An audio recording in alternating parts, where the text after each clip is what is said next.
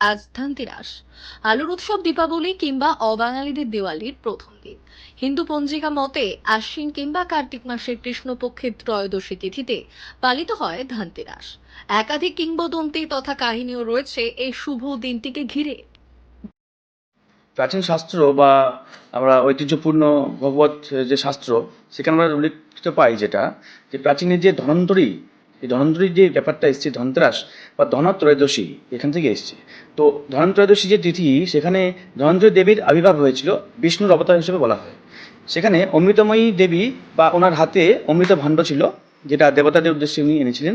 সেটা যখন সমুদ্র মন্থন হয়েছিল সেই সময় ওনার আবির্ভাব হয়েছিল, এবং তিথিটা ছিল সে ত্রয়োদশী তিথি। এই তিথিতে উনি অনেক কিছু নিয়ে এসেছিলেন, সমস্ত ধন সম্পত্তি এবং বিভিন্ন মূল্যবান রত্ন থেকে শুরু করে অনেক কিছু এনেছিলেন, তার সঙ্গে অমৃত ভাণ্ডার এনেছিলেন। তো বিশেষ করে বর্তমান অমৃত ভাণ্ডারটা হচ্ছে একটা, মানে মানুষকে অমর করে দেয়, ঠিক আছে। আর বর্তমান যুগে দেখা যাচ্ছে যে সুখ শান্তি সমৃদ্ধি তো রয়েছে, কিন্তু এর সঙ্গে স্বাস্থ্য হচ্ছে বড় সম্পদ। তাই ইংলিশে একটা রয়েছে হেলথ ওয়েলথ। তো এখানে বাংলায় রয়েছে স্বাস্থ্যই সম্পদ।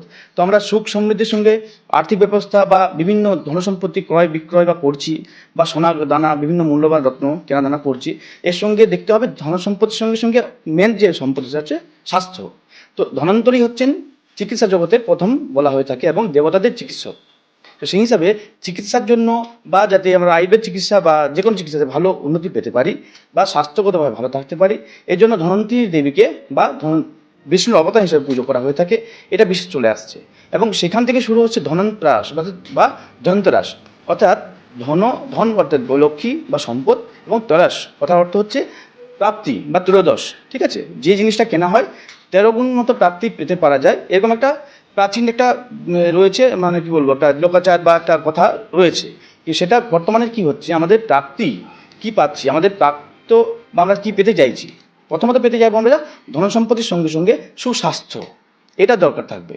তো আমরা যাই কিনি, সোনা দানা যা কিছু কিনতে পারি অবশ্যই কেনা যেতে পারে, সেটা সমৃদ্ধিতে পড়ে থাকে। তার সঙ্গে মেন সমৃদ্ধি হচ্ছে আমাদের সুখ এবং শান্তি এবং স্বাস্থ্য, এটা যদি সমৃদ্ধি করতে পারা যায়, তার জন্য পুজো অর্চনা বা ধনতেরাসের, বিশেষ করে ধনতেরাস দেবীর যে পুজো অর্চনা বা বিষ্ণু অবতারের পুজো অর্চনা করা যেতে পারে। পুরাণ কাহিনী বলে যত গল্পই প্রচলিত থাকুক, ধনতেরাস মূলত পালিত হয় সোনা রূপো কিংবা মূল্যবান ধাতু কেনার অঙ্গ হিসেবে। আগে অবাঙালিদের মধ্যে যার ব্যাপক প্রচলন ছিল, তবে এখন বাঙালি বাড়িতেও গুরুত্ব পেয়েছে ধনত্রয়োদশী তিথি।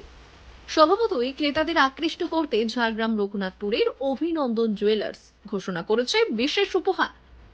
ধনতেরাসে আমাদের একটা এমনি কাস্টমারের কেনার একটা থাকে। তো ধনতেরাসে এমনি ছাড়ের তো আর কোনো জায়গা নেই, একদম অল্প মজুরি নেওয়া হয়, তারপরেও আমরা 10 গ্রাম একটা 1000 টাকা ছাড় রেখেছি। যেটা মেন আকর্ষণ আমাদের এখন, ডায়মন্ডটা প্রচুর বিক্রি হচ্ছে, আর ডায়মন্ডের উপরে ছাড় আছে এখন, ফ্ল্যাট 2% ছাড় আছে। তার উপরে 20,000 টাকার কেনাকাটা করলে একটা গাড়ির কুপন দেওয়া হচ্ছে। সেটা খুব কম কাস্টমারের উপরে একটা গাড়ি আছে। সমৃদ্ধির ত্রয়োদশী ঘিরে হিরে কিনলে মিলছে গাড়ির কুপন। অরণ্য শহরের অন্যান্য দোকানও আকর্ষণীয় গয়না ও উপহারের পসরা নিয়ে হাজির। বংশীর মোড়ের পাল জুয়েলার্স তাদের সব দোকান থেকে সোনার সমান রূপো উপহার হিসেবে তুলে দিচ্ছে ক্রেতাদের।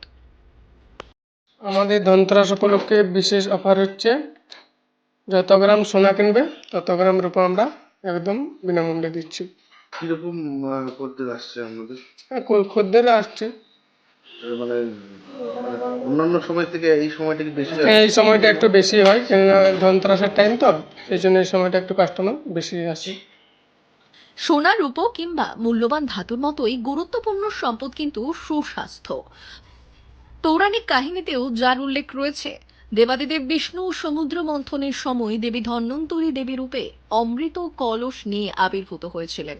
সেই থেকে অমরত্ব তথা ভালো থাকার প্রতীকী দিবস হিসেবেও পালিত হয় ধনতেরাস। ব্যুরো রিপোর্ট, আজকের ঝাড়গ্রাম।